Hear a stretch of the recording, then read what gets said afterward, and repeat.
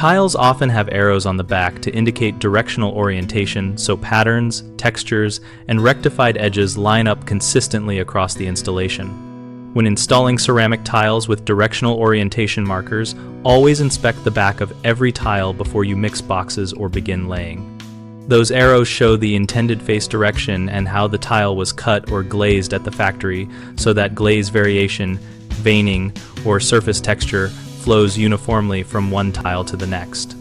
Start by selecting a reference tile and mark the field layout so the arrows on all tiles will point the same way relative to the room, usually toward the main light source or toward the longest run of sightlines to reduce visible joins.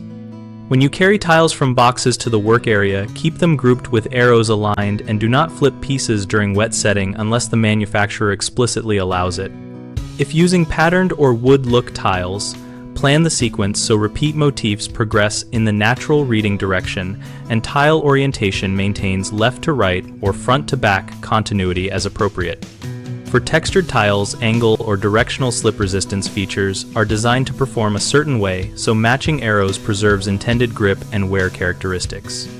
Periodically step back and check large areas for drift by sighting along rows to ensure the arrow's alignment is maintained and correct any mislaid tiles before the adhesive cures. Common mistakes are mixing tiles from different boxes without checking their arrows, which creates visible shifts in pattern and tone. Prevent this by unboxing and sorting batches at the start and keeping like arrows together.